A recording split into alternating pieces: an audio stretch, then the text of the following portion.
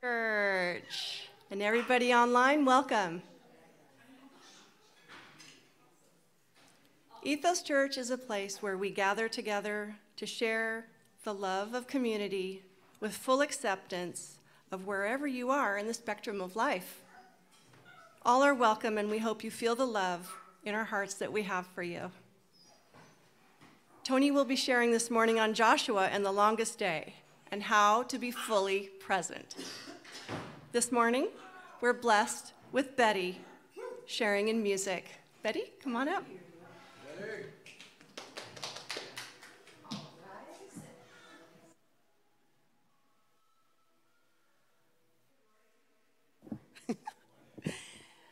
So I just had to look this up, but in 1985, I was 4 years old, and probably one of the most coolest, iconic movies ever, in my opinion, came out, The Breakfast Club.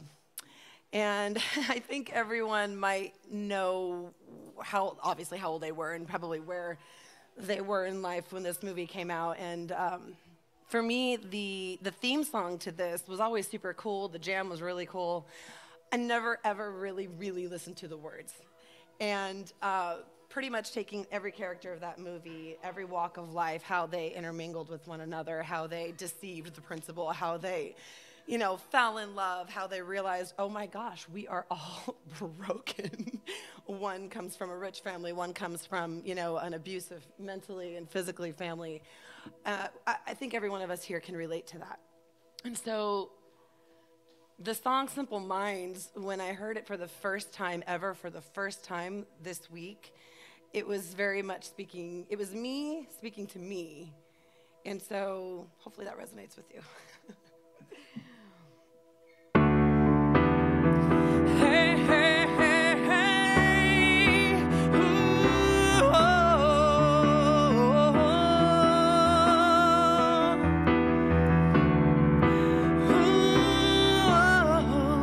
Ooh, won't you come see about me? I'll be alone, dancing, you know it, baby. Tell me your troubles and doubts, giving me everything inside and out. Love's strange, so real in the dark.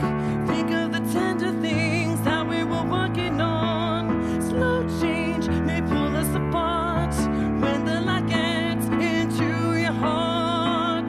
Don't you forget about me. Don't you forget about me.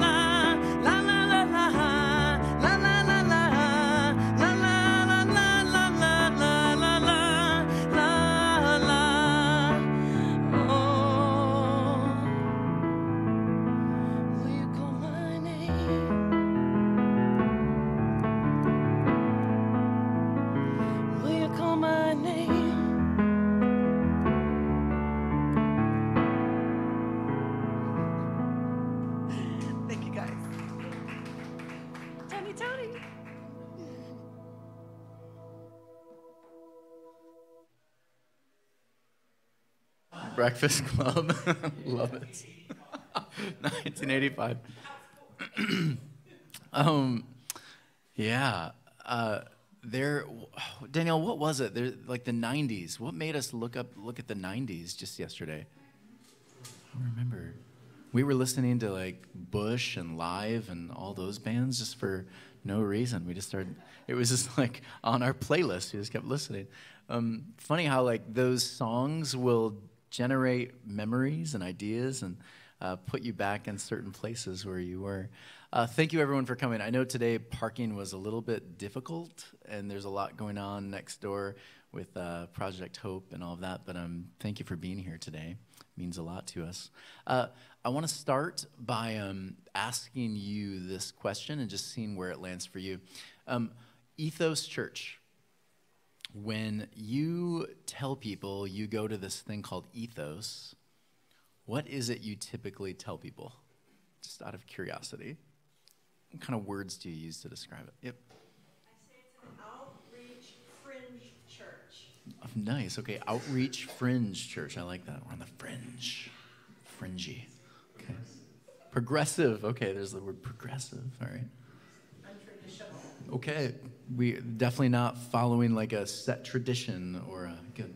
It's a non-church gathering, quasi-slight church. I mean, Okay.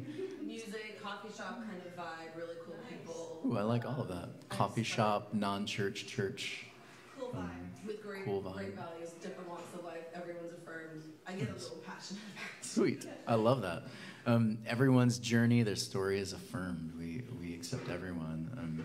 We come from different backgrounds, perspectives, and we can have conversation and not hold things so tightly that there's no room for growth. And I think that's the beauty of what we're doing. And every time I get up here, I want to continue saying this. I will share ideas, and especially for people watching online, I know we like to send messages and things.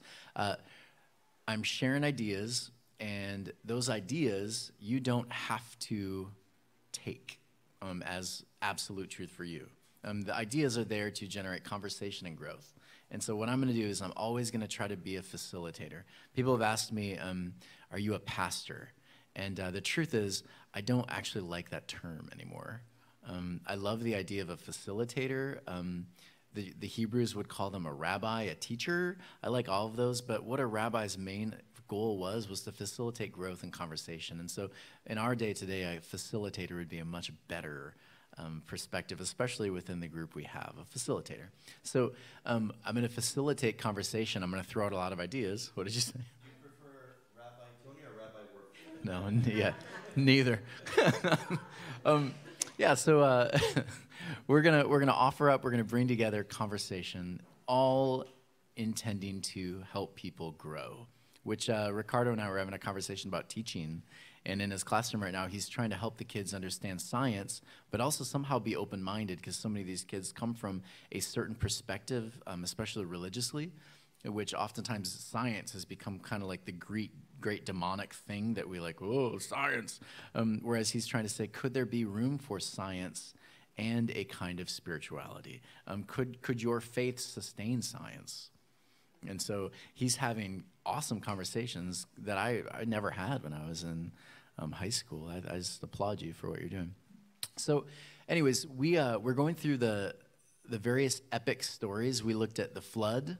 We looked at the narrative of Moses. Last week, do you guys remember what we looked at? Jonah and the whale. Good. How many of you guys have had conversations with people about any of these topics we've discussed? Any of these stories? Good conversation, or wow, David's weird? Good. Nice. A couple of them were even at work. Oh, nice. You know? So I kind of describe this as like a life coaching community. Oh, nice. I like that. Now and perhaps even beyond. So, you just kind of... And I like the idea that there's enough shared wisdom that we're all kind of coaching each other along, which is cool. Epic, today we're going to look at another story that often I struggled with. I wasn't sure how to understand this one. And for Ricardo, he's going to probably enjoy this one a lot in some of the different ways we'll look at it. But before we do, let me remind you, stories. Stories are how the Hebrews shared wisdom. They didn't actually write history. It wasn't the intent of their writings. It was never to historically write an accurate account of how their whole tribe did this and this and this and this. They wrote stories. And oftentimes there are kernels of truth and different various people and all of that within the story, but the story always grows. It gets bigger and bigger and bigger.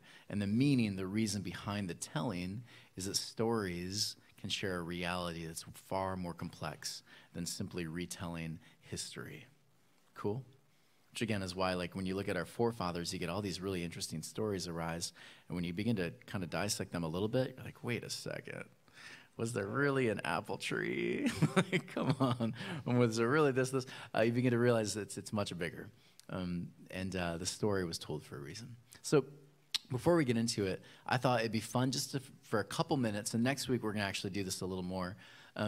But any questions or comments that have risen up just from the series we've been doing? We have a smaller group today, so this will be kind of fun. Any questions kind of come up for you lately? Where are you taking us with all this? Okay, good. Has anyone else thought that? Like, where are we going? What are we doing with this? Maybe? No? Here's my ultimate goal with this series, Epic, is to help people move away from literalism and move into finding deeper meaning and truth. And so what did the story mean for the people at that time? I think when we do that, the story becomes something we actually can embrace because the story has meaning and I can actually apply it now. I'm not going to have much resonance, much connection with a guy getting swallowed by a whale. But I am going to find interesting connections with the ideas of how to learn to love my enemies, the ideas of death, resurrection, and a new life. Those concepts are all going to be things I can learn to apply. But yeah, that's where we're heading. That's the purpose. And truth be told, if you still feel like, no, I definitely feel like the water's parted. Awesome. Good. If you don't, if you feel like, man, I feel like it was probably a borrowed story or this or that, awesome. I hope we can always go back to where we can land finding meaning and truth and how to be a better human being from it. If we can't, then the story is just a story. Sweet. Good question. Anyone else? Questions over what we've been doing? One more thing is I'll know from now on that if someone wants to try to refute a story in the Bible, I'll give them a lot more space. I won't feel damaged from it or hindered or scared or angry or any of those things. I'll just be like, yeah, I heard that before. Nice, yeah. I heard that before from somebody who studied it. And good. Yeah, holding space, knowing there's all different opinions on it, and I've given you plenty. You've heard many reasons why people will oftentimes say, no, this would literally happen this way. One of the most common is, well, you just have to have faith, right? Just have to have faith. Let me ask you this, though. When someone says you just have to have faith, what are they really telling you to have faith in?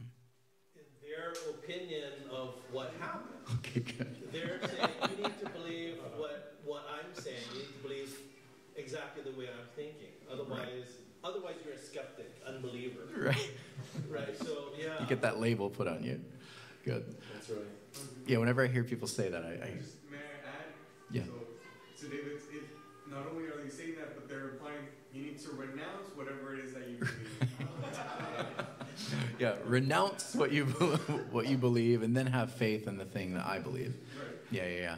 Which I think is counter to what Pam essentially just said. Is we have to hold space. We have to say, we have to learn to say there's probably elements of truth in all of that. What good can I find from it? Yeah, good. Anyone else? Yep. I'm actually finding people I come across very open to all of this, more so than pushing back. Yeah, there's the few that stand their ground, and that's fine. And I like to give them space because I'm sort of a passionate person. But I'm actually finding people really breathing this side of, oh, okay, well, there's a different way of possibly looking at this, and it's welcomed more so, I feel. It's beautiful. I think as we have more and more knowledge and more awareness of other culture, the other stories, science, history, all of these things, yeah, you can't help but have to say, oh, well, what do I do with that now?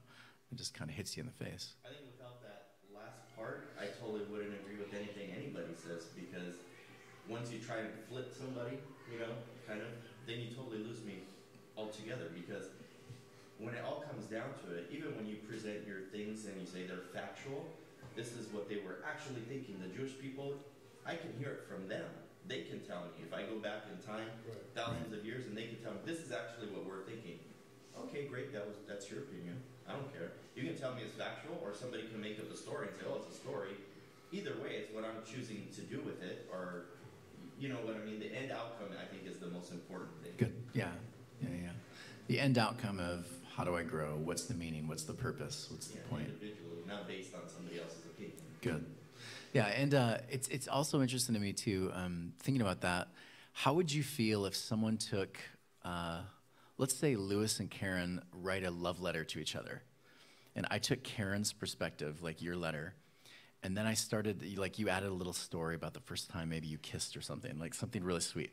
And I turned that around, and I started to use her letter to say certain things that she didn't actually say in the letter, but I inserted my own kind of Tony perspective into the letter. And it turned out like how I interpreted it, how I changed it, how I even translated words, it's not even a love letter anymore.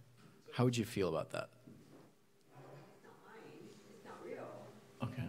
So it's sort of like what a lot of theologians do with the letters of Paul. They pick the verses they want to condemn the people they want to condemn. Right. Yeah. Which I think is why it's important to stop and say, well, who was Karen? What did Karen do? Were Karen and Lewis, did they like each other? Were they friends? They were boyfriend-girlfriend. And then when you start to delve into it a little bit, you begin to get some interesting concepts of how maybe to look at that letter first, then we can apply really, really beautiful things. But it gets weird when it's my letter. Someone's made it weird. That kind of goes to your point that you made a few weeks ago also, I guess, which is you had less of a concern about if a story was true or not, and you really are trying to figure out what the meaning of it is, because if it's true, the meaning of the story is still relevant, and if it's not true, they're still trying to get across a point of the story. So either way, it's the point of the story that's relevant. Yeah. Which, if you think about it, it kind of goes against, well, why do we have all these different Church of Christ and Presbyterian and Methodist? Because they all have an emphasis on one little thing that they feel is the truth. Yeah, luckily one of them is the correct one. Ours. Yeah, right, ours. It's always ours. Yeah. Can I give you a 30-second example? And Sure. It just so happens to be that it's related to my daughter's birthday. Every year I always explain her name, right? And people kind of love that, and they like it. And that's my explanation of her name, right? Her name is Jalen. Jalen, we got it from a word in Hebrew that meant God's song or God's promise. You know, we did a lot of research. That's the word that I found. I forgot what it's called, Yalen, or it's a different way of pronouncing it. But she has like 5 names. But anyways, just that part of her name, Jalen. And I was talking to my friend. He's a practicing Jew, speaks Hebrew, and all his Bibles are in the old language and all this. Oh, this isn't my new daughter. Oh, what's her name? Jalen. Well, what's her name mean? And I told him, oh yeah, her name means, I got it from a Hebrew word that means Jalen. His face just changed. Like, he's means what? Oh, what's it? I said, why? Oh, yeah, maybe you can think that, but it means this. It didn't change what I thought of her name that I gave her. I still thought the same. When I tell it to you guys, if I explain it to you, you're still accepting it for how I believe the significance of her name was. But if this guy even telling me factually, this is what it most likely is, it doesn't change what I think I gave her as a name. Well, and Like it was like muddy shirt or No. something. muddy shirt. No, it could be like, oh, God's whisper to him. I mean, But I said, oh, Sure. God's song. Well, I don't know. Yeah. Yeah. She'll never identify herself as his explanation. You gave it to me in this context, so I'm going to accept your... Or she might even decide, who knows, Yeah. down the road that she likes both. Or I don't know. There's truth there in both. I don't know. But yeah, that's the beauty of, again, looking at what the thing originally meant, where it was going. Then I can actually do some really interesting stuff with it. That's kind of the epic concept we're moving through. Good question, good comments. One of my favorite writers says, it's not true because it happened, it's true because it happens. I thought that's kind of cool. Resurrection, the idea of the resurrection. He says, it's not beautiful because it's true, whether you believe true or not. It's beautiful because it happens. Which I thought, that opens up space for everybody, whether you believe it did or didn't. The beauty is with Jonah, whether he literally came out of the dead, out of the whale, whether he did or didn't, it's true because resurrection, new life happens. I just thought, I really like that. All right, so turn to the people around you. I want you to do this before we start. I want you to describe a time when you wished time could stand still. Or, and this might even be more fun, a moment when time felt like it stood still and you wish that it hadn't. Like, you could go negative or positive with this one, but just take a minute, turn to the people around you, describe that moment. Maybe, it was the first time you kissed that significant other, or maybe you were pulled over by a cop and for some reason it just felt like it took forever. You were in a really long, laborious meeting. Whatever. Go for it. Just turn to someone next to you and answer that question. See where it takes you. Go for it.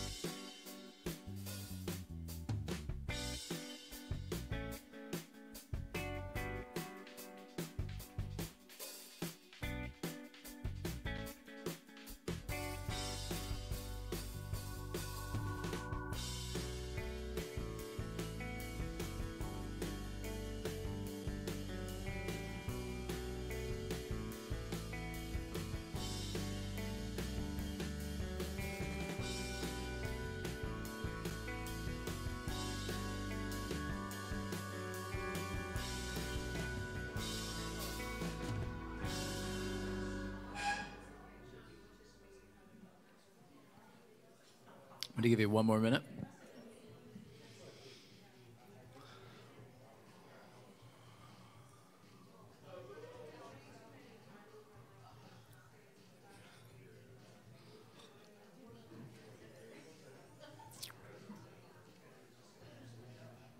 How come nobody wants to sit on the couches? It's so much more comfortable.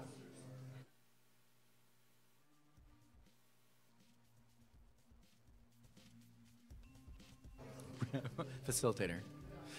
All right. So let me break it up a little bit.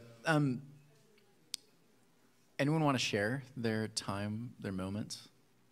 You wish time could just stand still? Nobody? It's deeply personal. Yep. One of our first dates. Nice. Yeah. We spent a whole day together, and I just did not want that day to end. That's beautiful. Kept thinking, please don't let this end. That's beautiful. Yes. They're both pointing at each other. They're volunteering each other. She gave me mine. She didn't give me a chance to think about mine, but mine was my daughter remembering like small little moments that the first time they do something that you'll never get back, but they're so sweet. But Nice. I said, I guess, When Philip proposed. Nice. Time stood still. I have moments where I'm putting the kids in the car and I close the door and I breathe really deeply before I open the door again to get in the driver's seat. Time kind of stands still in that moment for me. Good. We're going to talk about that today. We're going to talk about Joshua. And so how many of you have heard of the narrative of Joshua? You hear a lot about Moses. But it's interesting, like, I grew up there where my parents would, like, do the felt board for, like, the time where the kids would come together, and they'd, like, do all the stories on the felt board, and they'd change the voices and all that kind of stuff. And I remember Joshua was typically not one of the stories that really got talked about much, except for the wall. I was like, yeah, Jericho, Joshua and the walls of Jericho. But Joshua's like a really important figure for them because Moses basically takes them to the point where they're about to begin walking into promised land, living the new reality. And so it's Joshua's turn to do this, to take them through the Jordan River, which again, like, think in terms of like baptism. We're going to, before you can walk into the new thing, you have to allow yourself to be fully immersed. Let all the old things run off, the new things begin. There's a clean slate. And so the idea with Joshua, and the word again means like the righteous one, the one that's going to lead us on the path, right? So the one that leads us on the path toward life more abundantly. What did you know that Jesus was the Roman name for Joshua? Or the Greek name. Thank you. Joshua would have been Jesus' actual name, what the Jewish people would have called him. Yeshua, because he was the one leading them to the life more abundantly, the path toward life. So when he says, I'm the way, the truth, and the life, not only is he saying, I am like Torah, the law. When you look at me, you can see the law, the way to live more abundantly. I can actually help you move on a path toward that. So that's what Joshua was for his people. And so Joshua is going to teach people how to plant and live and have life more abundantly. That's the point of Joshua. Now, here's the thing about Joshua is you're going to see a lot of stories about wars, and like they're bloody wars. And Israel is going to win most of the time. Big surprise, right? People oftentimes talk about like, man, this was just like gnarly stuff, like wars and wars and wars, and their God always like destroying other empires, other nations. Me deciding, Israel decides we're going to go into that territory, even though someone else is there, and we are going to destroy them. And we're actually going to destroy them in such a way that not one single person will be left living. It was actually command. How do you deal with that? Because now that it seems that they become the very empire that they have been trying to push against. What do you do with that kind of information? Because on the surface, it's like, yay, us. But when you're not us, what then? What do you do with that? Anybody? Okay, keep reading. All right. Hold your breath, keep reading. Something's going to come up. It's like, some people might say it was just the will of God. Okay, God's will. And depending on which side wins, it's always God's will, right? Yeah, good. What if it's just simply this? They live in a time where war was just the norm. Warring empires was the norm. The way that you deal with your neighbors, right? Your neighbor was not your neighbor. It was the people who all believed and thought and looked like you. Your enemy was anyone outside of that, right? So that's how they viewed it. And so they went to war. And so warring empires, this is how they viewed life. And so with Joshua, when they go over to the new land, right, the promised land, you're going to see wars and wars and wars and wars. And so what happens is, like chapters 1 through 9, wars and wars and wars. And what's interesting is we also have this moment with the wall. You knew I was going to talk about it, right? Joshua built the battle of Jericho, Jericho. Remember that song, anybody? Fought the battle of Jericho, and the walls came tumbling down. And how did they tumble down? Do you remember the story? It was miraculous. They walked around them without touching them. No battering rams or anything like that. No battling rams. No edicts by the king. Just shouting and blowing trumpets.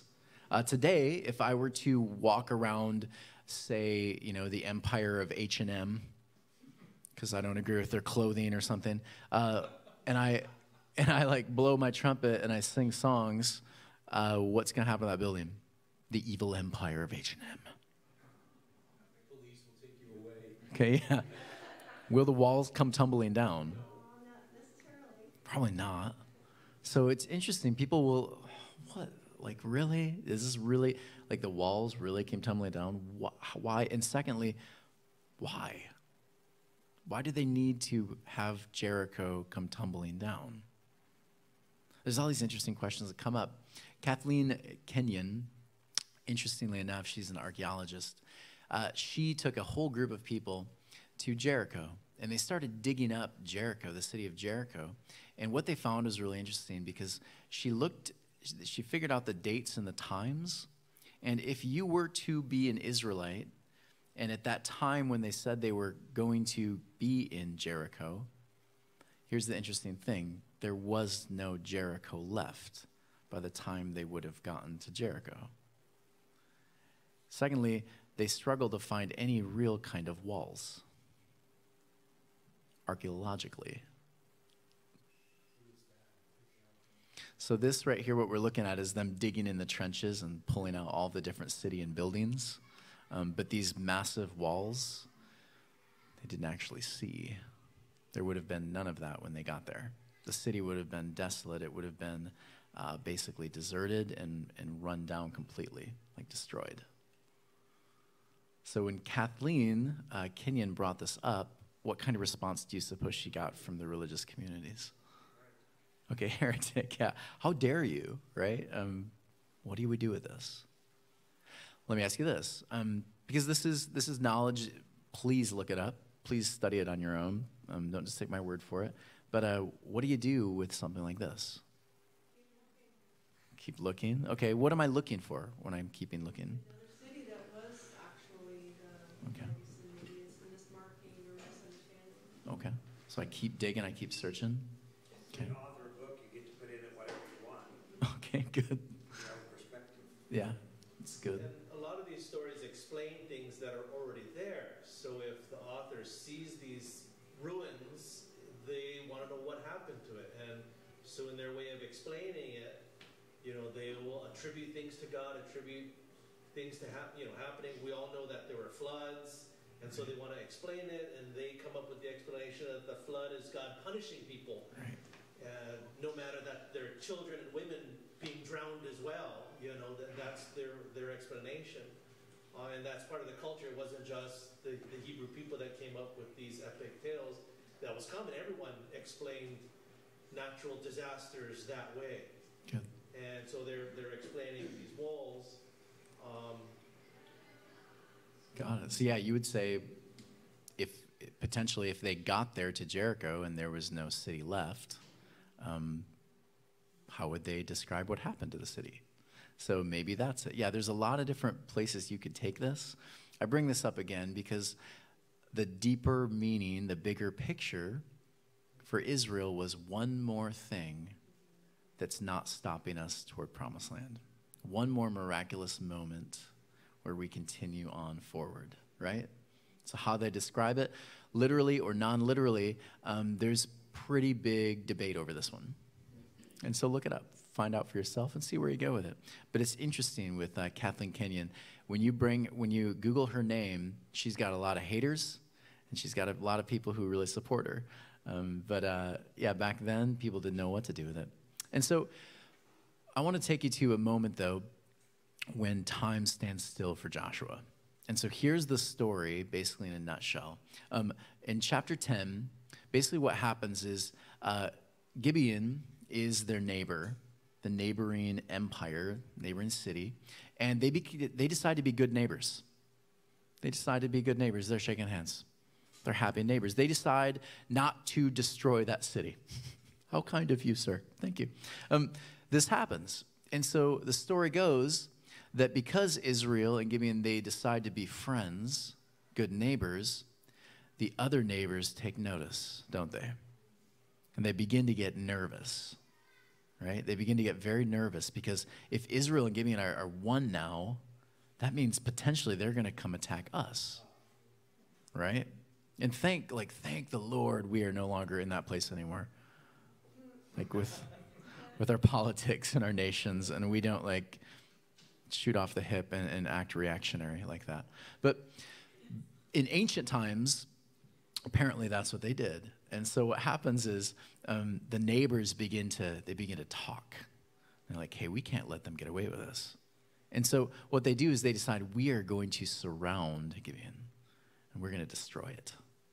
And so they surround it, and what they do is they send someone out to tell Joshua and his army, please help us, because we are going to lose. We're going to die. They're going to destroy our empire. And so they send word 20 miles away. And what happens is Joshua and his men, they decide we're going to go help. And so they march with all of their weaponry, packs, everything. They march basically through the night. They get there in the morning, and you're more energized, right? You're ready for the day. Yeah, I don't, like most of us were like, man, that was like a block to walk with my backpack. Like, I'm done. But 20 miles is how the story goes. And they get there, and what they do is they attack. They attack those evil neighbors. And what happens is incredible because it's really epic language. Hailstorm, like hail falls from the sky. It punishes severely the enemy. Like, I don't know about you, but that would be an interesting hailstorm. Like, it doesn't touch me, but it only touches you. Wouldn't that be awesome? Like, think about, like, it's epic, the epic story. It's epic. Hail on you. You're just standing there, and it's raining on your friend. You're like, well, sorry.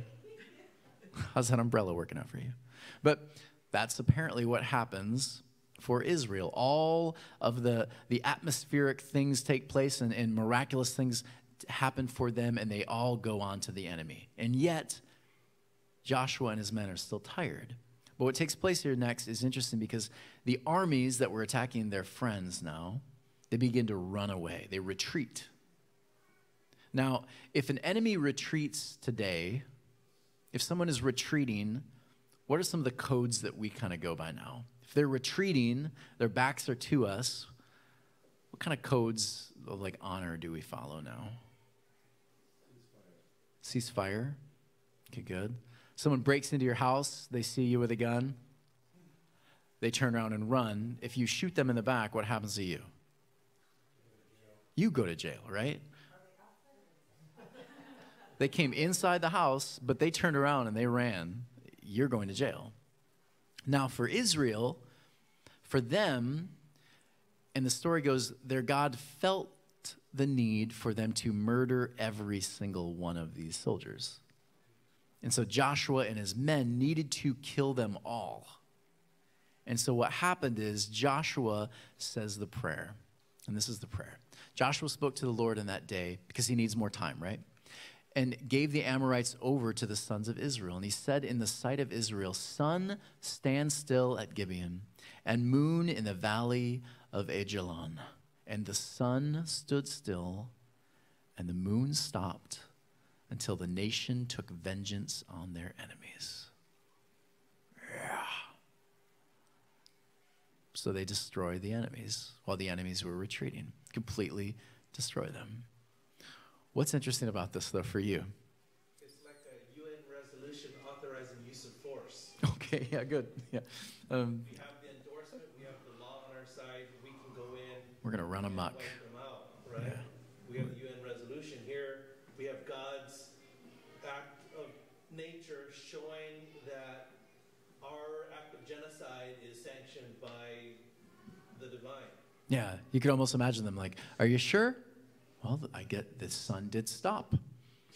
And for some reason, they're going in slow motion now, and I'm in real time. I can catch them, right? The sun is not going down anymore. It's going to stay up for me so that we can catch them.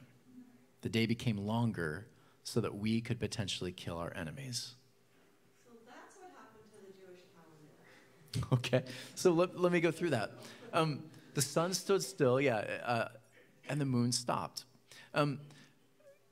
Something interesting happens if the sun stood still. First off, the idea here is, the understanding was, how did rotation happen? Was the sun the center of the galaxy, or was the earth for them? For them, it was the earth at the center. Because you look into the sky, and obviously the sun is rotating around us, right? Yeah. So the sun is what rotates around the earth. It's circling us. And the moon circling us. We are the center. Now, the problem with this is that this is what most people believed up until we meet this guy. And actually, there were some other voices even before him. But this is Galileo. And Galileo said something interesting in around 1600-ish. He said, the earth is not the center of our galaxy. It's actually the sun, our Milky Way galaxy. It's actually our sun is what we rotate around. And when he said it, the reason everyone was upset was not because like, oh no, another scientific explosion. Oh no, it was this. That directly conflicts with Joshua's long day. What do we do? Well, here's what typically happens to heretics who call into question things. In a response, he was basically taken and tried before this council in 1633, and they found him suspect of heresy.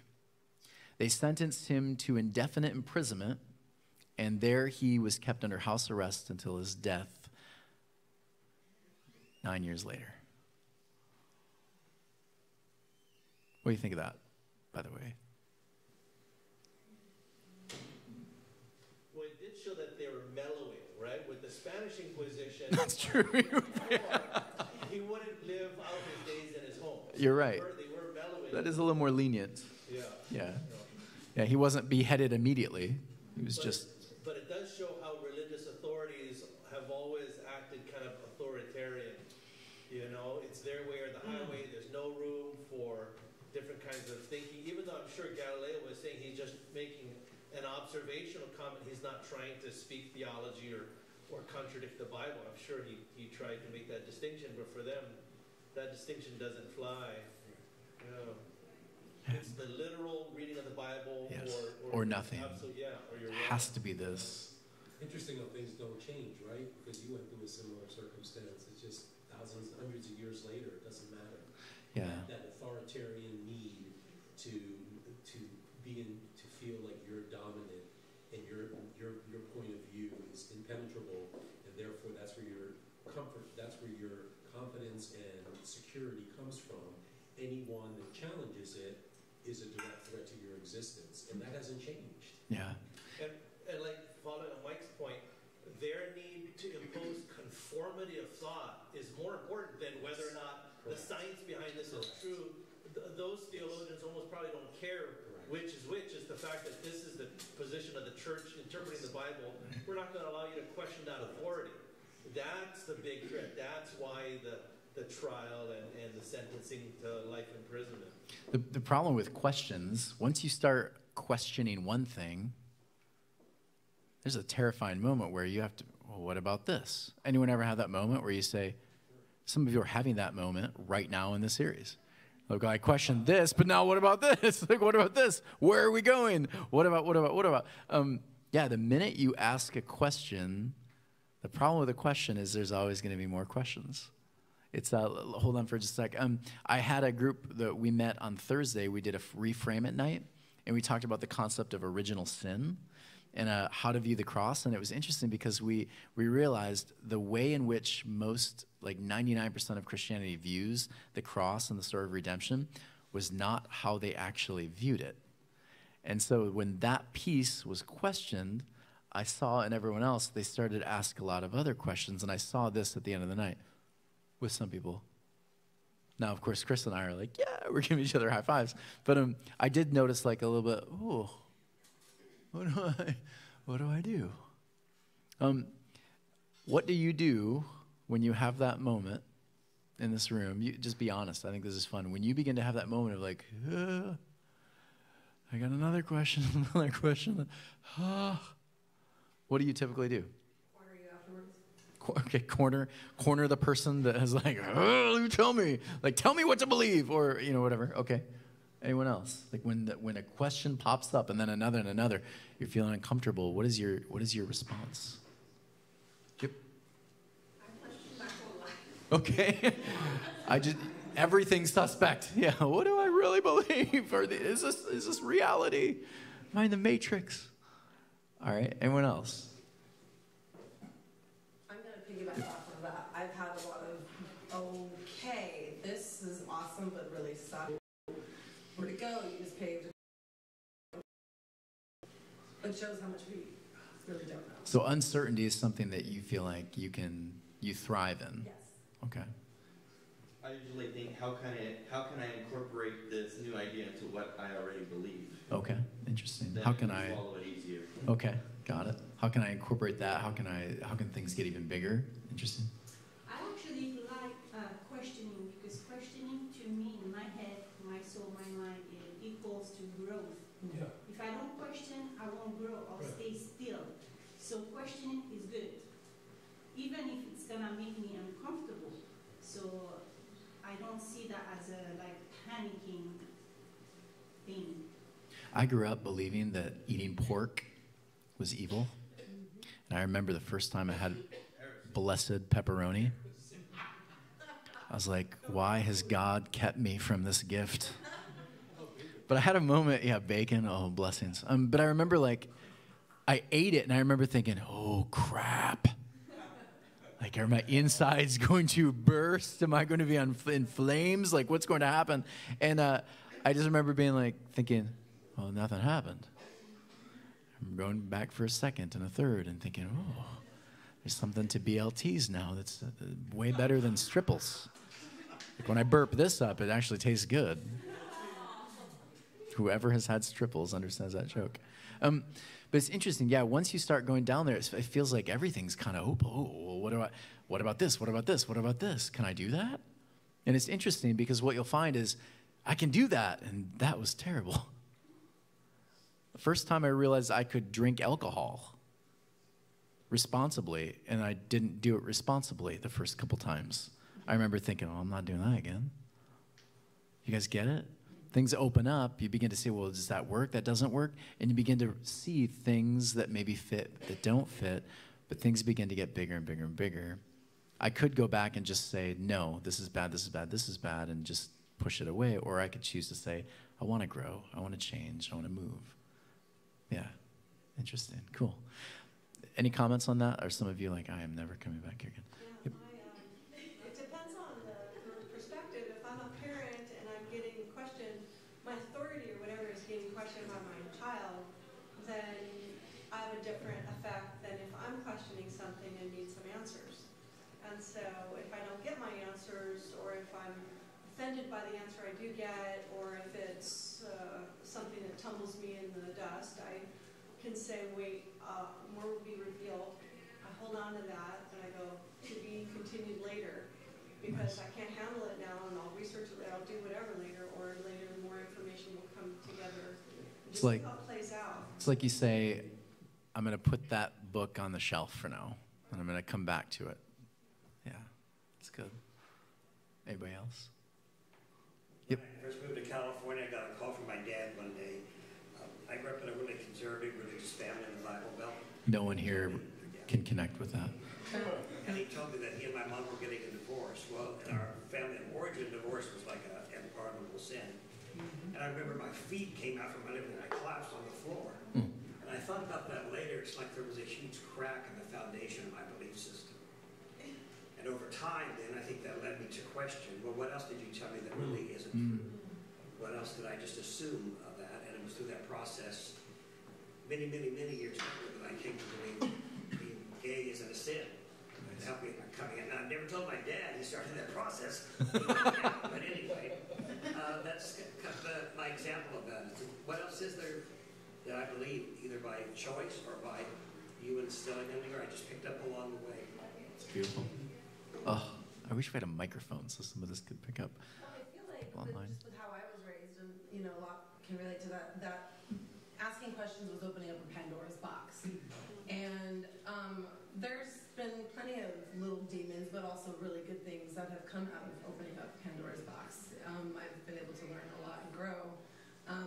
Certain things I do apply to my life, certain things I don't. But I think they try to keep that box shut. Yeah, kids ask a lot of questions, don't they? But adults want certainty. We get freaked out when our kids start asking questions that we just don't have like obvious black or white answers to. But it's interesting, like the best parents, the best teachers are the ones that sit with them in the uncertainty and say, I don't know, let's look into that. Those are the ones that are like, oh, that's really good. It's the ones that quick answers. I got to seal it up, wrap it up, move along. That's not growth. That's almost punishment. It's control. It's like they don't really know. It's just, this is how it is. And if you ask them, why do you believe that? They don't really know. It was passed down. And it's what we believe. And you say, well, let's look into this. Yeah. It's what we believe. It's how we view it. Interesting thing about the Earth and its rotation, going back to the story. Scientifically, the Earth, it spins about 67,000 plus miles per hour. If it were to stop its rotation, what's interesting about that is we would experience the end of the world, the end of life on this planet as we know it. If the world just stopped, the oceans would go right into the land would crumble and go into the oceans. Everything on this planet, all life, would be destroyed if the world literally just stopped its rotation. Galileo was beginning to pick up on some of that. I've even heard some people say, well, maybe it was like a gradual slowdown. Maybe like God was like slowly slowing the world down. Atmospheric disasters would still take place, even if like once it stopped, there would be crazy, crazy things on this earth. You would still have some serious problems, even if it was somehow slowly going over 4 to 10 months. Serious, serious issues. Scientifically, it just wouldn't make sense. And so when you look at the story, when you open the box and you begin to understand scientifically, historically, archaeologically, theologically, when you begin to delve in, the literalism, there's some issues. And so what do you do with the day the sun stood still? What do you do with the story? Do we just throw it out? Do we just say, meh, it's a weird story? It's just a weird story. It doesn't make sense. Scientifically, the world cannot stop its rotation. Can't. I just have to throw this out there, though, of course. There's a lot of things that scientists say can be true, but a lot of times happens against all scientific facts. Sure. This is not one. Nor is a whale's digestive tract. Right, yeah, there is a whale's digestive tract. Yeah, in the height of their epic victory and whatnot, it could have stood time stand still for me all the time. And Okay. to me. Beautiful. Here's Here's the beauty of that story for them. And again, for us, we have to put ourselves in that cultural mindset. For them, there was a moment on the battlefield where it felt like time stood still. And if you were watching this battle, it'd be like a moment where you just start, oh, Braveheart. He's like running toward, and in the enemies, it feels like they're like walking and you're running, right? There's this moment and it makes the hairs on the back of your neck kind of stand up and you get excited. It's that moment, and the way they describe it is it feels like time stood still. It was a miraculous moment. It was when this thing happened, and the only thing we can attribute to is the divine, because it's just miraculous. It happened, and everything just like, and time stands still. And that's how oftentimes when you view some of these stories or moments in history, it feels like it stood still. Anyone there for the moon landing? Out of curiosity? Sorry, not there on the moon. Anyone watching television? Anyone see the moon landing after the moon landing? You see like YouTube it, those kind of things? Not live. Not live. It was a huge moment. Everything stood still. Like people stopped. I remember there was a trial when I was in 7th grade. There was a trial, and in my English lit class, my teacher stopped, turned on the TV, and we all looked up and watched OJ. In that moment, right before the verdict, everything was just so quiet. Everything was just suspended, and we waited. I remember in that moment, some people were angry, some people were sad, some people were crying for joy, some people were shocked, but it seemed like the whole thing took the entire class period. Anyone there watching the towers, 9/11? Isn't it weird that when you think of that day, it feels like it was the longest day ever? One more plane, one more explosion. Time seems to stand still. There's even like these interesting psychological terms for this, but it's when your brain basically begins to try to capture everything all at once. And it's like your brain says, pick up on this moment because there's going to be a million things that you need to pick up on. And years later, you'll have moments, triggers where you'll remember, oh yeah, I was actually sitting down on that kind of chair and this person was next to me. Anyone ever get into a car accident? Would you describe the moment of impact like just super fast and you don't remember anything? Yeah, tell us. Well, I was making a left turn, and the other side, the car was coming, he didn't stop at the red. So I remember turning, getting hit, and turning quickly to look at the light, the arrows, to see if it was my fault or not, and remembering it turning yellow and then red, so I knew that it wasn't my fault, and so, but I remember it vividly, like it. And the police officer might say, well, how do you remember that? Well, time stood still. And he's going to be like, oh, yeah, you're right. Because it does. We got into an accident in Colorado. I remember we were going through a yellow light, and a semi decided to just go right through, hit the back of our car. And I remember we were spinning. And Danielle's looking at me right now. It was slow motion. I remember like, whoa, whoa. The whole thing was just slow motion. I thought, we're going to die. This is scary. What's going to happen? I don't know, but it's slow motion. And then before I know it, real time catches up. And we're down the embankment. And we're alive. So interesting. Time stands still. And the way the ancients describe it, it shouldn't surprise us. These battles, these moments, these epic moments where time stands still. And so when the miraculous happens, here's the question for me, and I think for Israel. Israel chose to take time and write it down. Israel chose to take time and say, what did we learn from it? What elements about this thing were miraculous? What do we remember? How do we be fully present in those moments? What kind of things distract you from being fully present in some of those moments that should be something you remember? Squirrels. My ADD, it's just for my brain, the way it works. Okay. Or my worries, concerns. Got it. Worries, concerns,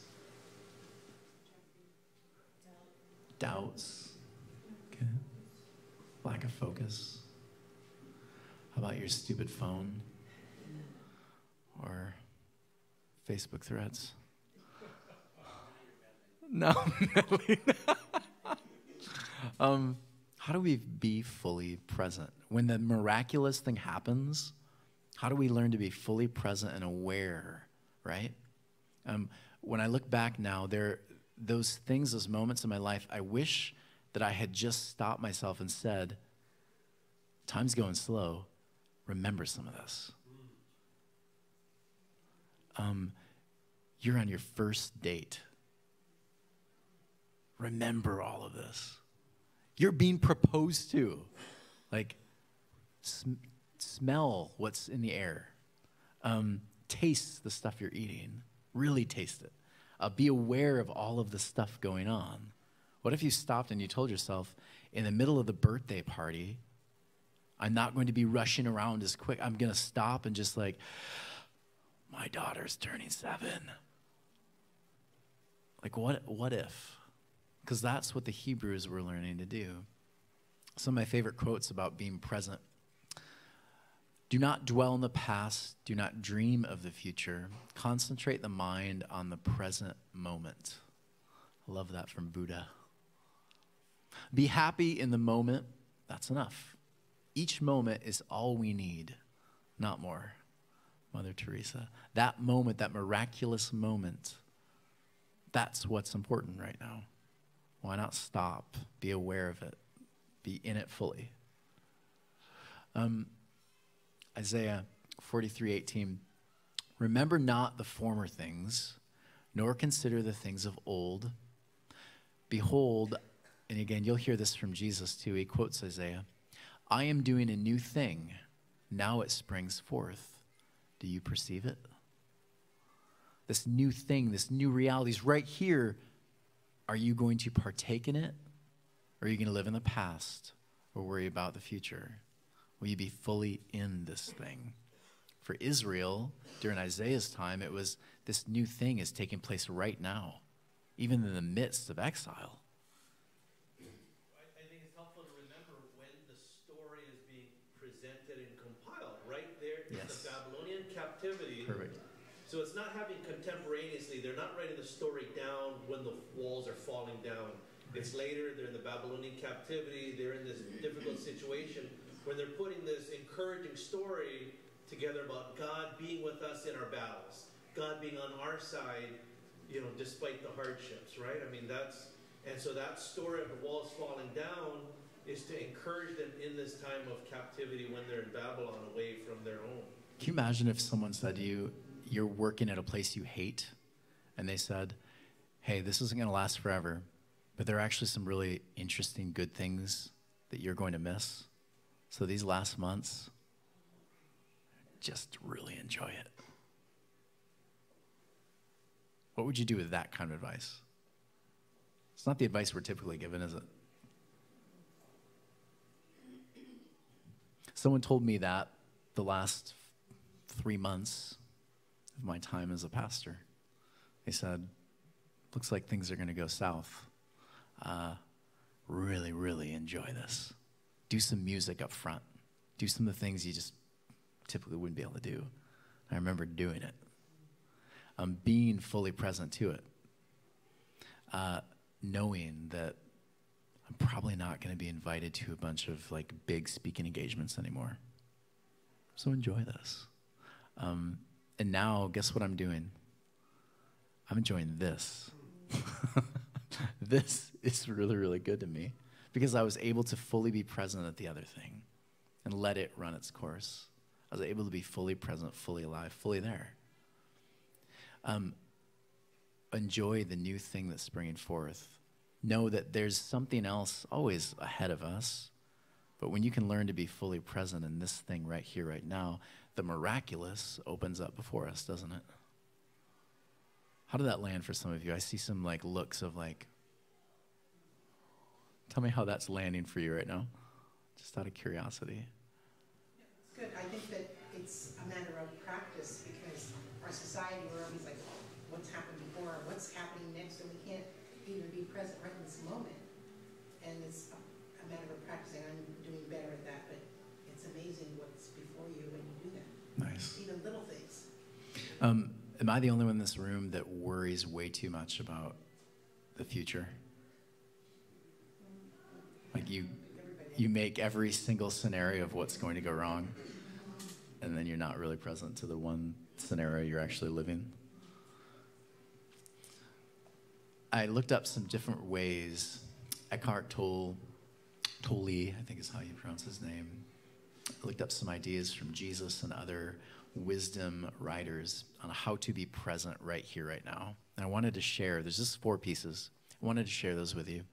The first one is this, and it sounds so cheesy, and in our culture we do this a lot with like yoga, everything else. But what if in the middle of that moment, that thing that you know, like this is special right here, like this is something special. What if you just close your eyes for a moment and you breathed? And I'm not talking about like a, like that's an exhausted breathe, right? That's an exhausted breath. What if you breathed in through your nose for more than a second, and then you breathe out through your mouth? When's the last time you actually breathed like that? Let's try it. Close your eyes. Breathe in through your nose. Count to like 3. And then breathe out. Do it a couple times. This is probably the first time you've breathed healthy all week. When we breathe through our mouth, it actually triggers anxiety. But when you breathe through your nose, again, that's what elite athletes and meditators do. In through the nose, out through the mouth. What did that feel like for some of you to breathe? It's so silly, but there's something real to that, isn't there? What did that do for you? I tried it when I was putting this together. Oh, good. Yeah, Philip. When you're shooting, it's fantastic. When I'm aiming at the thing, I'm not shooting when my breath is going in, am I? When do I shoot? When do I pull the trigger? You either shoot at the very top or at the very bottom of your breath. But when you're anxious, you take deep breaths to calm your heart rate, calm it down. You have a steadier group shot, and once you're comfortable, once you have that last breath out, all you have to simply be next is pull your next finger back. And you hit your target. Come on. That's beautiful. Anyone else? I have one that when I hate working out, lifting weights, but I learned a long time ago that when you're doing when you're doing the hard part, the lifting, you're blowing out through your mouth, and then as you're going down, you're breathing in through your nose. And I noticed that as much as I hate doing it, it hurts. It makes it go smoother, and you feel more in control and not as frantic, like this hurts, this is hard. It's like more of it helps you control the whole process. Nice. And not feel anxious. Your like lizard brain isn't kicking in saying like, oh no, survive. Yeah, that's good. Anybody else? Martha's like practicing shooting right now. Oh, archery. Oh, nice. That's cool. What if every time you had conflict, in the middle of it, you just kind of... You know how terrifying that is to someone who's really angry with you? Someone that, like, when you're yelling at them, they do this.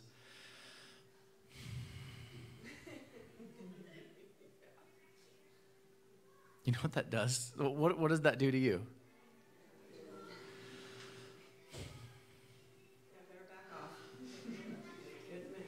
What that does to me when someone does that is I say, oh crap, this person's in control. I am not going to, anything I say, I'm not going to be able to like tip them. They've got this. They're in control. And what you're doing is you're gaining control. You're steadying your breathing. You're able to get the target.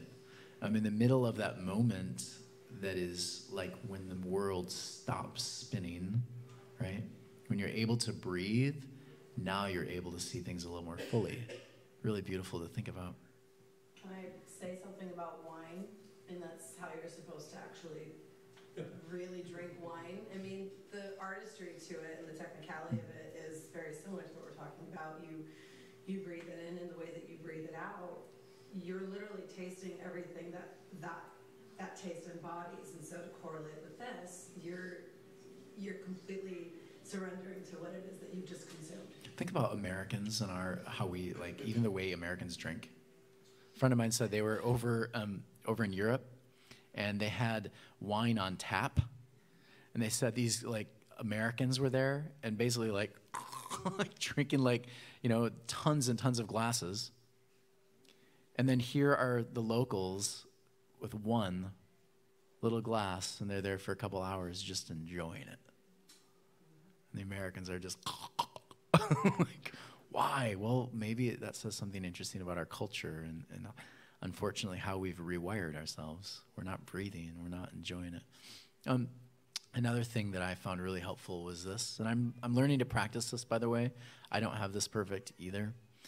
Become aware of what you're doing, exactly what you're doing in any given moment.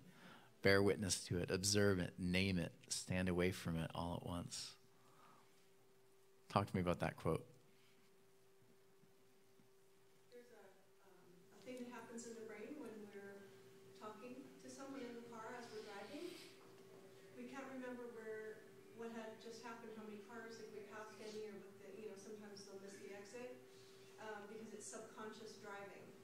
The subconscious kicks in, and I just experienced it recently with somebody, and I said, oh, did you say hi to them for me? And they said, no. I said, why did you not say hi to them for me? Because you didn't ask me to. I'm like, that's funny, because when I asked you if you'd say hi to them for me, you said yes. They just weren't aware of it. Maybe it's time to listen fully in the present moment versus subconscious listening and subconscious replying out of trigger. Got it. Nice. We do a lot of things by autopilot, Yes. automatic. Because I find myself, if I'm going down the same freeway past my work, if I'm not conscious about where I'm going, I might take the exit and go to my office, even though our family's going somewhere else, because it's so familiar. You're so accustomed to doing that instead of being conscious of where we are and what we're doing. I find sometimes I do that with my loved ones. Like, I'll say goodbye, and on my drive to up north, I'll give Danielle a quick kiss. Love you, I'll see you later. And I'm off. But what if, like, we stopped and we were just stared at her awkwardly, just for a moment, just take it all in, right? And that kiss was not just like a quick little peck, but it meant something. That song we sing is not just a song, it means something. We take it all in, we become aware of all of it. I think it has to start, though, with the breathing. Another thing I liked, I love this idea, being grateful. What if in the middle of that moment where time stands still, where you're on that date, where you're the proposal, the thing, whatever it is, what if you took a moment just to say, I'm grateful for this moment? Don't make it weird. But be honest. Like, hey, I like what Steve does when he does this for his kids and his wife every birthday. I'm grateful for you. This is why I'm grateful. And there's always like a bit of an explanation. We hear the name thing. It never gets old to me. It's beautiful. It's good. I'm grateful for this. There's gratitude in it, and I can share it because I'm aware of it now. And the last thing. Can I say something about that one? Sure. That gratitude, and this one is very specific to me. I'm sure a lot of people might have this same thing, but I mean, for myself, I'm really confident in that, in me. I'm grateful for a lot of things, but I would just share with everybody else. If you're grateful within yourself, to yourself, that should be enough too, because I don't have to show somebody that I'm grateful. A lot of times people say, oh, did you appreciate that? Yeah, I did. Oh, because you didn't say anything. Inside me, I was super grateful and happy that they they did that for me or that that moment happened. But that doesn't mean my not sharing it makes me less grateful for it, you know? Well, why do we tell people we're grateful for them? Because I can be grateful, but why is that important for many of us to tell someone that I'm grateful for them? No impression without expression. Okay, nice. It's like a reciprocation, a giving back. Okay, good. Phil? A word of affirmation. I was thinking about this when, again, just now, when I say goodbye to my kids or Danielle when I'm going on a long trip, I feel grateful, but I want you to know that I'm grateful. And I don't always do that very well. I agree, but it doesn't always have to be verbal. Oh, sure. Yeah, there's many ways of doing it. It's good. For me, it makes me feel good. And it might sound a little selfish, but to tell a person how grateful I am to them, it makes me feel better because it makes me feel like I want them to know that whatever they did made me feel good. I know I'm going to make them feel good, but it also makes me feel good, to let them know this is what you did to me. This is why you made my day. It goes for both, for the person and for myself. Yeah. And you're right, not all the times is it necessarily in words, because sometimes it's hard to express what you feel. Right. And it gets weird, like you said, Yeah, you don't want to blow the moment either. Like, hey, the way you're looking at me in the eyes right now, it's wonderful, and I'm grateful for it. Like, oh man, that ruined the moment. I know McDonald's not much of the words, but he says a lot of things with actions that I know he's very grateful for. Nice. His actions show gratitude. He knows I love pineapple water, and he'll just come and he's like, Here's some pineapple water. Nice. better than roses. Sweet. All right, y'all, now you know.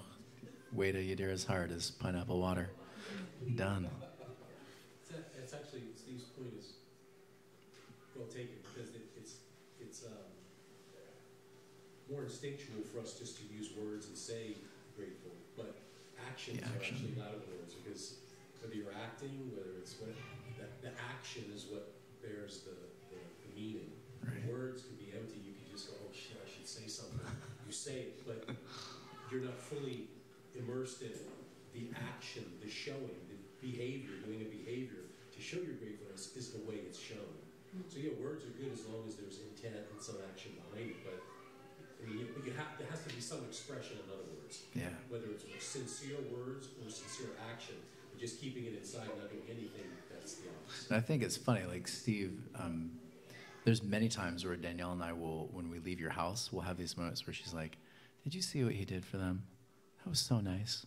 Or he wore that grass skirt and did that dance for his daughter. Like, that's so beautiful. There are many moments where I think, boy, now's got it good. Oh, nice, good, yeah. Yeah, but no, you're right. That's perfect. Gratitude can be shown in many different ways. And the last part, learning to put away distractions is a hard one for me. How many of you need your phone with you like all the time? It's just the worst. In our culture, this is like a new thing for us, right? But now, like, we always have to have it, always with us, always taking photos, always taking, whatever the distractions are, if that moment is as powerful as we're talking about, the worst thing we can do is pull ourselves from it by allowing ourselves to be distracted. And I am the worst in this room at that right now, I think. I am learning, but this is one I personally am like really trying to do better at. That stupid phone, like yesterday I put the phone not on the dinner table, I put it on the counter, and like I have to be honest, it was weird for me. I thought, oh, what if someone texts? What if there's just a weird thing to have to like, I can't have that. I can't have that all the time. Our kids are going to be zombies if they go down the direction we are. Always doing this. Like, will they even be able to have a normal conversation with people? I don't even know. So we have to teach our kids and the next generation how to be present, because we've really done a crappy job of it, I think. At least some of us. I'll put that on me. I've done a really terrible job of it. So right now I want to do a little inventory. I want you to take some inventory, and I want you to do this with the people around you. Name 3 things or people you feel you need to be more present to, and how you can create space to be more present to them or those things. So 3 of them, and I gave you 4 different options. There's more, but I want you just to think about, are there people in your life that you feel like I could be more present to? Are there experiences or places or things that happen I could be more present to? Here they are, and here's a couple ways I think I'm going to try to change that trajectory. So turn to the people around you and just see where that takes you right now, just to try to make the thing applicable so that when you walk away, there's some kind of step. Go for it.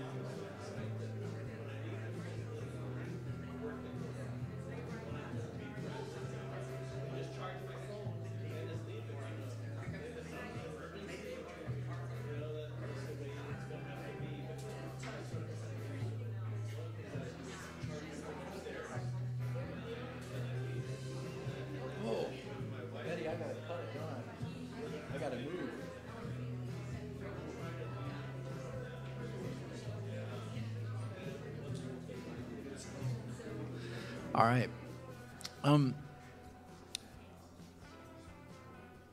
Was that helpful for any of you? It's kind of nice, wasn't it? And again, not everyone is able to talk about all of it, but I love that we can stop and say, how do we apply it? What are some challenging ways I can actually live this thing out? That's where the life is. James 4:14 is really James is quoting the psalmist and some of the wisdom voices of the Torah, but he says this: "Why? You do not even know what will happen tomorrow. What is your life? You are a mist that appears for a little while and then vanishes." You're a mist. It's encouraging. I was looking at For many people in the science field, the Earth is around 4 billion years old. For many people, when they look at like the age of the Earth. And what's interesting, if you were to take the 4 billion years and try to put that into a 1-day span, human existence would start at 11:58 p.m. and go to midnight. 2 minutes of that 24-hour span would have been human life. Isn't that interesting? I say all of that not to get in an argument over like an evolutionary process versus 6,000 years old or whatever. I say that because life is so short. It's here and then it's gone. This year I'll be 39, and next year I'll be 40. And I had this conversation with my kids, and my daughter said, "You're really old." And I had a moment where I remembered my dad turning 40, and I remember thinking, man, he's going to die soon. Like 40. And I think about it now, and I'm like, 40's young. 40's young. But it's interesting how quick those moments go, how fast life is. And if I'm in this huge race to finish it, if I'm just trying to get through it, if I'm not choosing to be aware and present to the things right here, right now, then that mist, it's here, it's gone. And I will have missed out on the opportunity to really be present, fully present to it. And so this story, Joshua and the longest day, for Israel, when they're in the middle of captivity and they're looking back, they're answering the question, let's think about some of those moments where time stood still. Let's think about some of those moments where the miraculous took place. Whether literal or non-literal, the bigger picture was, how can we be fully present when these miraculous, beautiful experiences happen? When that first kiss takes place, are you present to it? When that conversation with that person is just landing and it's so good, are you there, or are you worrying about your next appointment? When you're with your kids and you're having these beautiful moments, you're laying in bed, you're telling them a bedtime story, are you just trying to finish? Or are you really enjoying the time you have with them? When I'm closing the door to the car and I'm thinking, finally I get a little bit of peace. What if I stopped before I closed the door and just looked at them still in their little car seat? Realizing, well, this stage is not going to be forever. What a cute little stage it is. She's screaming her head off. And it's so freaking cute. What if we chose to be aware, fully present of those moments? I think when we do, we might write it down years later as something really miraculous too. Betty's going to come up and share some music. Hope you enjoy it.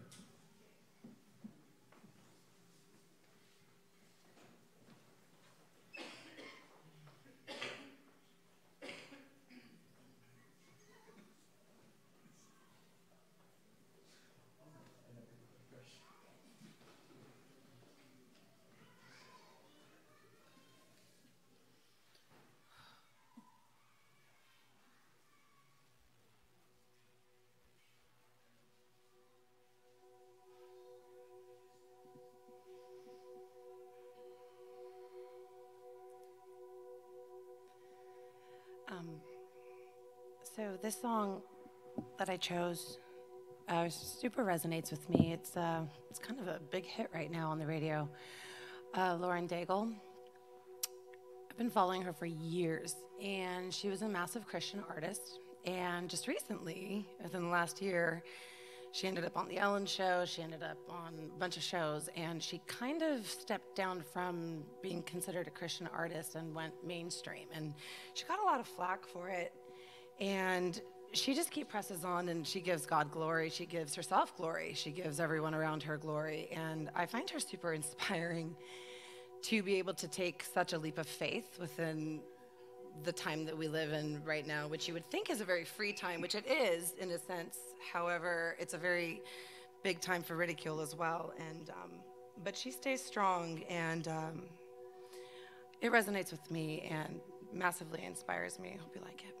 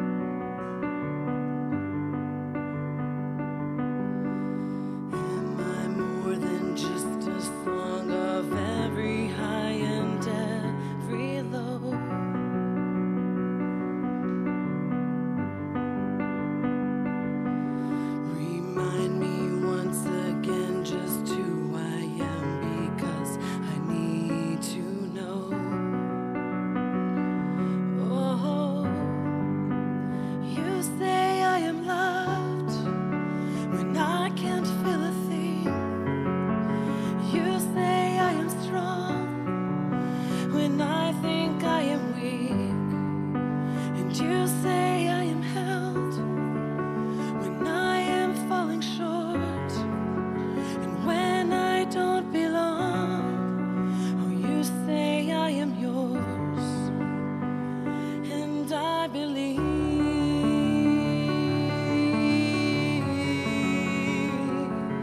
Oh, I believe what you say of me.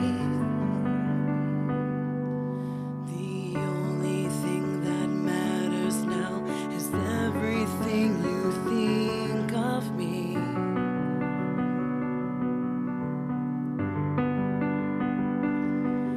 In you I find my worth, in you I find my identity.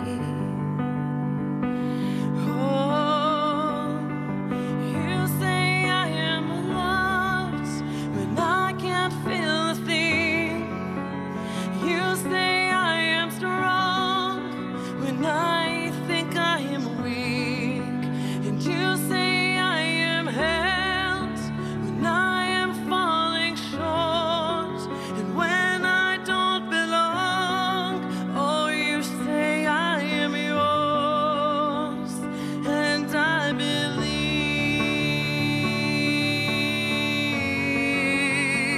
oh, I believe what you say of me.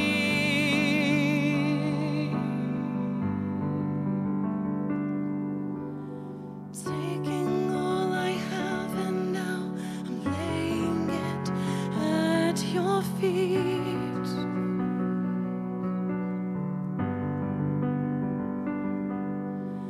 You have every failure, God. You have every victory.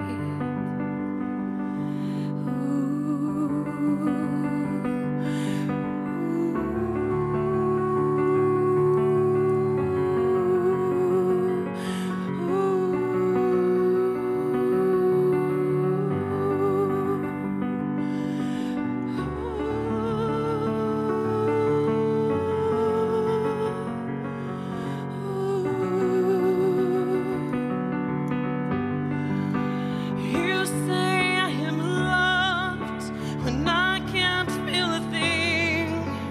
You say I am strong when I think I am weak. And you say I am held when I am falling short. And when I don't belong, oh, you say I am yours. And I believe, oh, I believe what you say to me. Oh, I believe,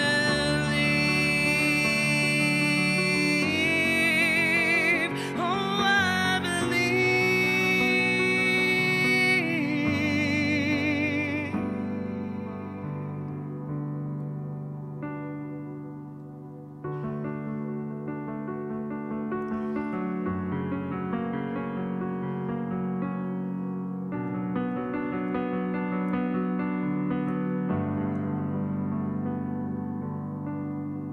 Thank you.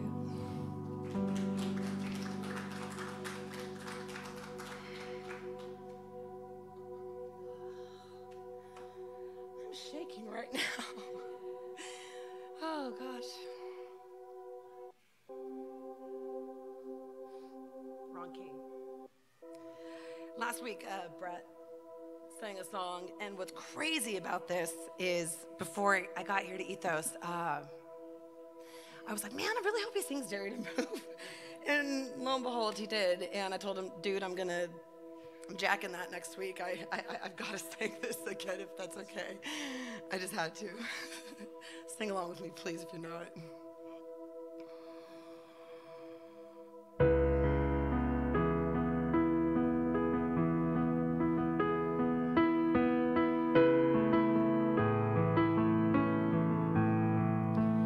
Welcome to the planet. Welcome to existence. Everybody's here.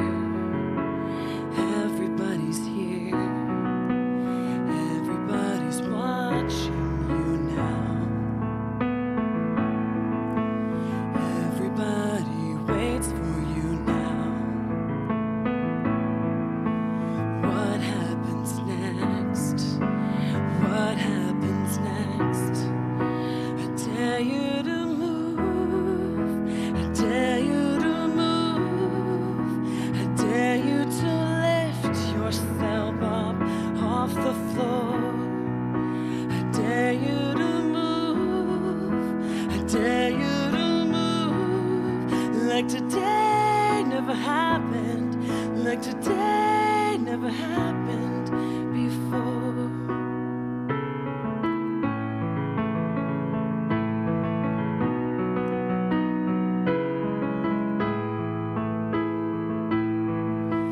Welcome to the fallout. Welcome to resistance. The tension is here.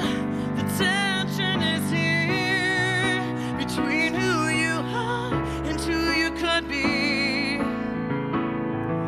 Between now it is and now it should be. Yeah, I dare you to move. I dare you to move. I dare you to lift yourself up off the floor. I dare you to move. I dare you to move. Like today never happened. Like today never happened. Maybe redemption is stories to tell.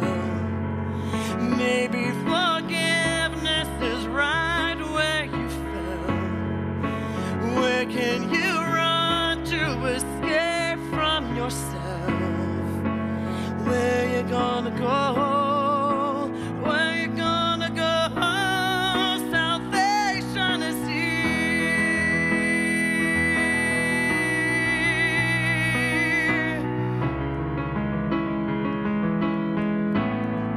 So I dare you to move. I dare you to move. I dare you to lift yourself up off the floor. I dare you to move. I dare you to move.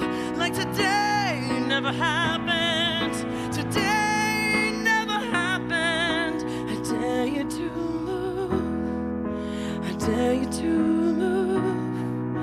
I dare you to lift yourself up off the floor. I dare you to move. I dare you to move. Like today never happened. Today never happened before.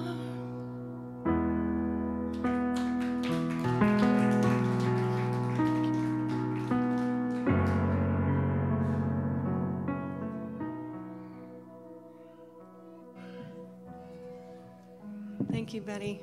I used to have a practice where when my kids were smaller sometimes and things wouldn't go right in life, I'd be lying face down on the floor, just prostrate, because it was a tough day. So that's what got me off the floor. You know, that song literally would get me up off the floor. Thanks for singing that. So I was at the chiropractor this morning. No, this is not a joke. I was at the chiropractor this morning, and he touched an area on my diaphragm that hurt, and he kept pushing harder and harder, and that hurt really bad. It hurt worse. And he told me he needed to release places in my diaphragm so I could breathe more deeply. Kind of funny how that works out, huh? So to me, that's a God message. To some of you, maybe that's just a message that the universe is bringing you to the place you need to be. Today, take a few minutes and think about what's going on here. What took place for you here? You at home listening, watching, think about what took place for you. Did you enjoy the message today? Did it cause you to have new thoughts and feelings? When it comes to giving, do you feel like it's the longest day? Take a second right now and quiet your head and quiet your heart. Are you in the present moment? Are you worried about the future? Or is the past clipping at your heels? Take a moment and sit with yourself, with God, with each other, with your spirit. I have a gratitude with giving. In that gratitude moment, I'm not worried about the future. I'm not worried about the past. I'm not concerned about my future finances, though easily I could, and I have evidence to prove it. That's what it takes. I have to have evidence to prove I have a concern. And so right now I'm going to be a joyful giver. You can give online at ethos-church.org. We have a website where you can easily give. You can even set it to auto, I think. And we also here in this room have envelopes if you choose to do that. And bare minimum, I think we need to take up an offering for Tony's jacket. It's full of holes. I don't know. No, it's a very nice fashion statement. Did you get that at H&M? I like it. I like it a lot. So right now I'd like to take time for an announcement and let you know we're going to have a bowling night. Woohoo! Get your frustrations out or see your sharp edge, how you can get that ball to go down that aisle. And it's going to be on the 30th of this month at Fountain Bowl. And come and have some fun and see Christy or Kim about that. Thank you.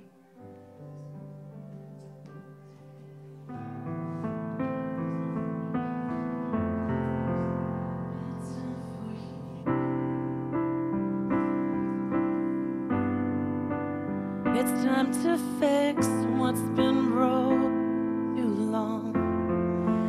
Time to make right what has been wrong.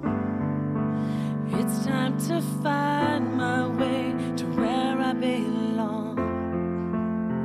There's a wave that's crashing over me, and all I can do is surrender. Whatever you're doing inside of me, it feels like chaos, but somehow there's peace. It's hard to surrender to what I can't see, but I'm giving in to something heavenly, something heavenly.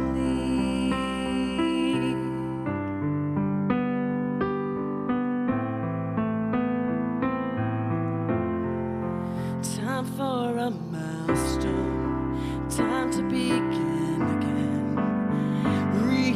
Reevaluate who I really am.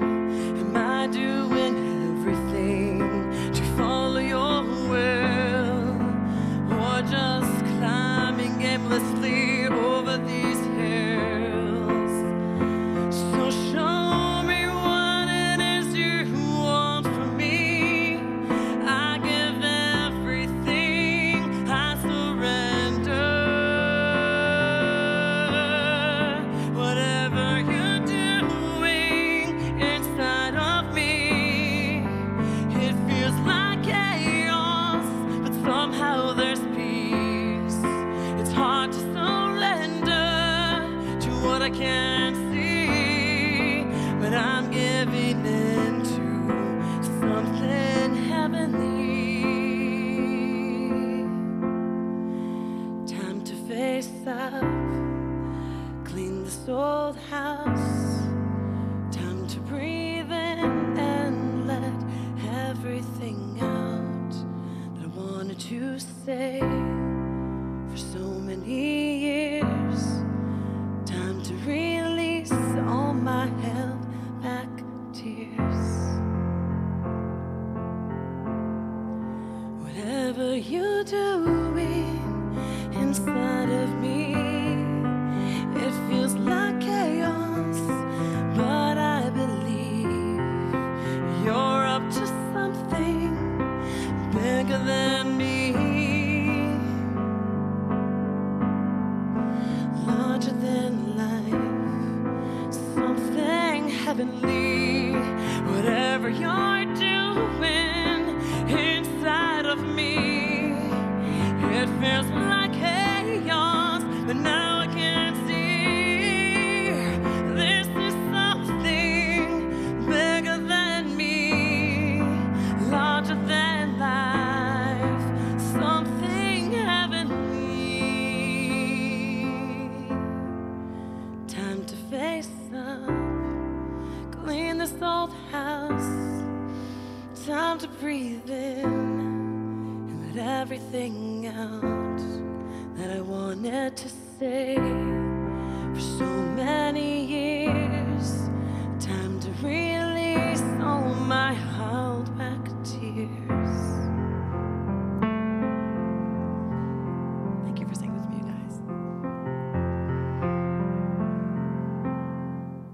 Have you ever heard Betty sing like that before? Like that was you sing well. Like obviously you're a good singer, but today you felt.